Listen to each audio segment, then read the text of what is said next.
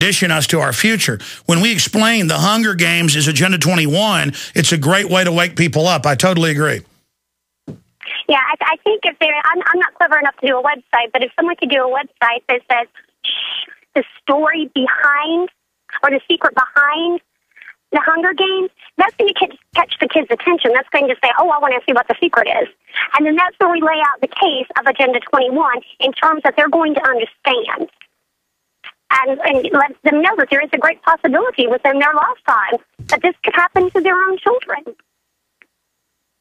I hear you. God bless you. Instead of dying in some jungle or woods fight like in the movie, they send you over to fight foreign enemies over opium and then give you a shot that basically lobotomizes your emotions before you come back. This is what they're discussing. Yeah, I would love to have a contest about people putting up posters and banners and yard signs around the movie theaters talking about this. If someone can do this website. Yeah. Well, it's we shot a video of that same name, the secret of the Hunger Games revealed, and we shot another video with a similar headline. They've had about 100,000 views.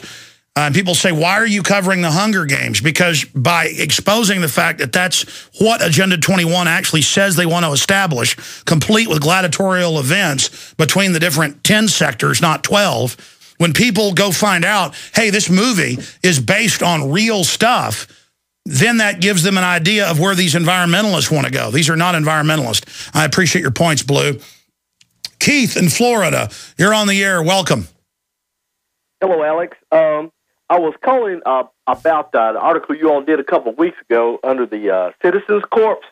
Yes. I participated in a community emergency response training program for like 6 weeks. They have it once a week.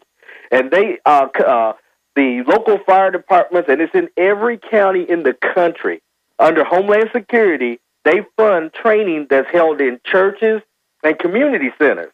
And then what raised the red flag is the guys that I went with, I said, you know what?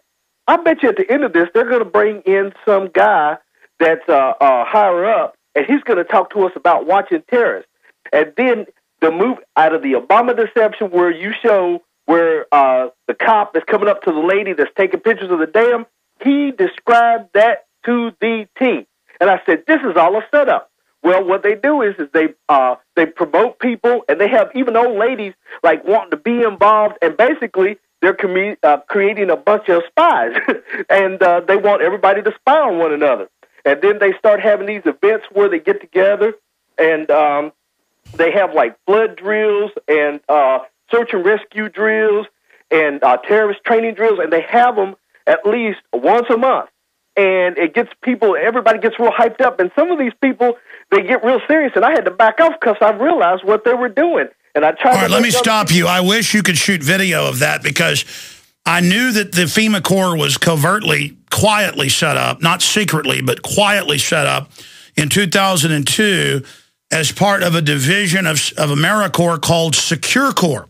And so when Obama announced 2 weeks ago that FEMA officially runs it, it's going to be called FEMA Corps, I already knew because I'd seen some of these volunteers at events. But yes, they get the Boy Scouts involved, literally going in their house and reporting back to the military what guns they own. I mean, there's different variants. And people thought I was joking about this years ago. Now it's openly happening. You're saying you went and volunteered for this. Tell us where it was, what happened, what the spying was like. Okay, what they do is they'll even have training drills at military installations. And you go in, and they'll set up a scenario where you have to act like you're injured, or, they'll give you different role playing. In some cases, you actually act like you are a terrorist.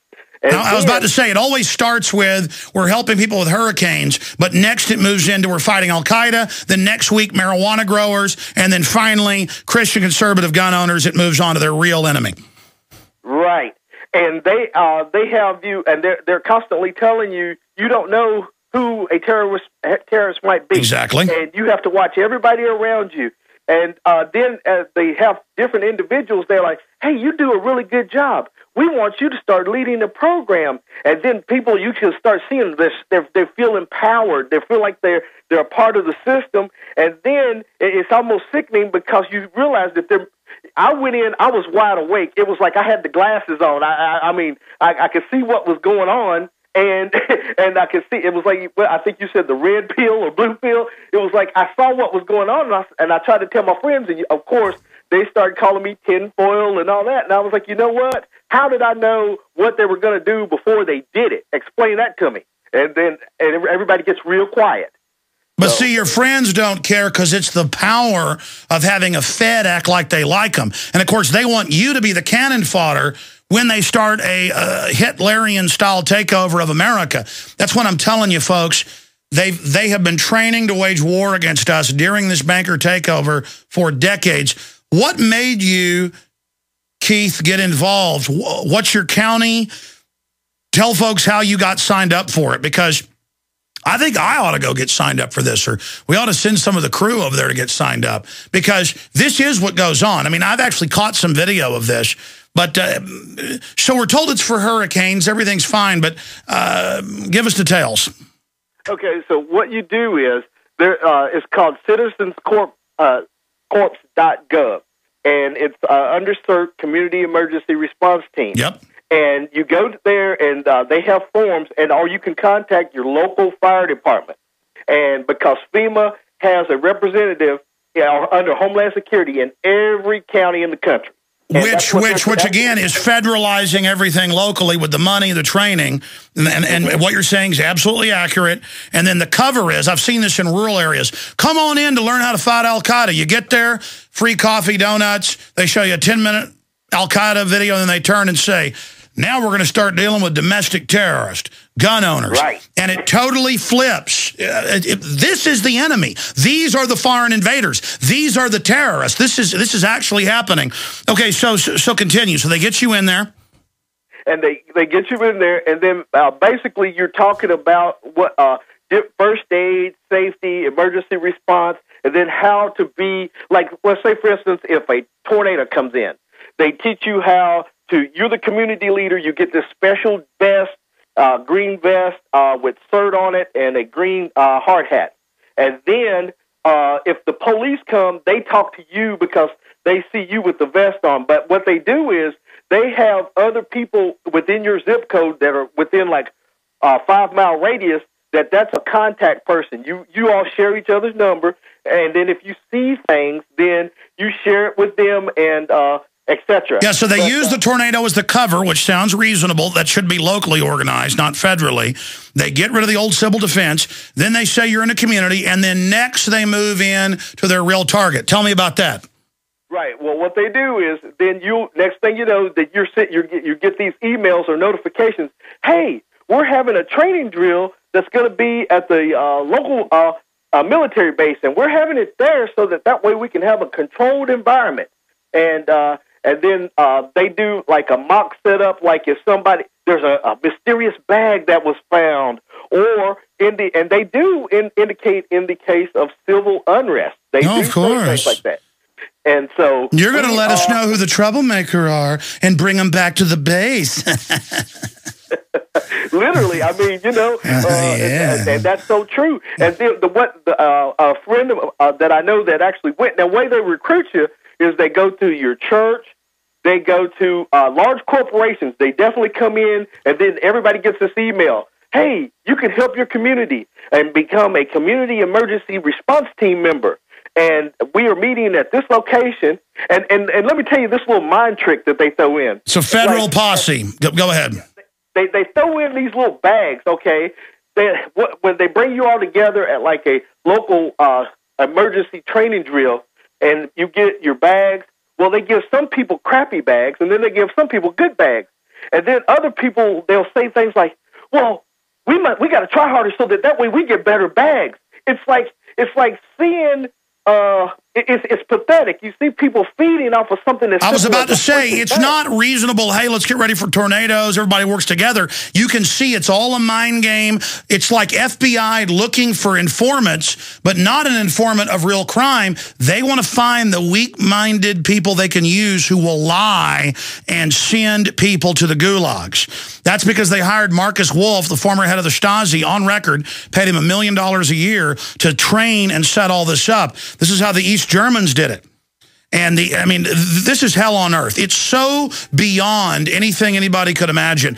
I've been to the urban drills where they train to line citizens up and shoot us. I have it on video. The Marines train to come into our cities, have our kids spy on us, and then line us up and shoot us. That's who runs America.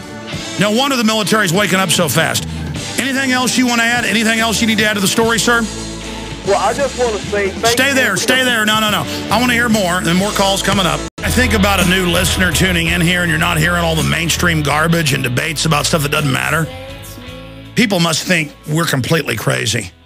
Of course, if they go look it up, they'll find out there are hundreds of, quote, vaccines that are really live virus lobotomy weapons that eat different parts of the brain. That's coming up next hour. And this is being deployed against us, just like SV40 that's caused hundreds of millions of cancers, our own government admits. I've done news reports on this, in the U.S. that was given to us through the polio vaccine. And you're like, well, I don't take that now. It's viral. It's communicable. I mean, do you understand, folks, that pediatric cancers of children, depending on what type you look at, but they're all up massively, some over 10,000%. In fact, I was looking this weekend, it was even higher than that. That's why I'm not worried about being arrested or set up or killed. I'm dead already. Do you understand? When you watch Pentagon briefings about viruses that are going to lobotomize the troops, and then you have evidence they're already doing it, testing it on them, there's just no going back at that. There's no going back for me anymore.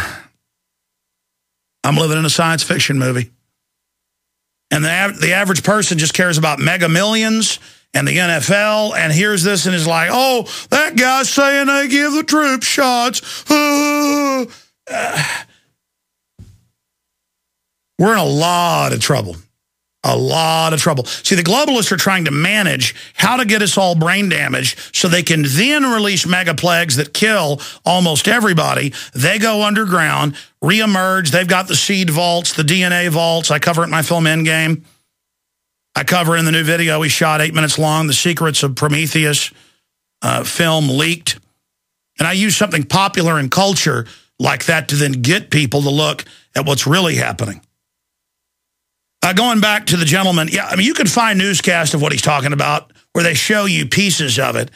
And again, these events, they get members of the community to go to it who think they're going to fight terrorists, and then you find out it's spying on your neighbor. But they don't care about that.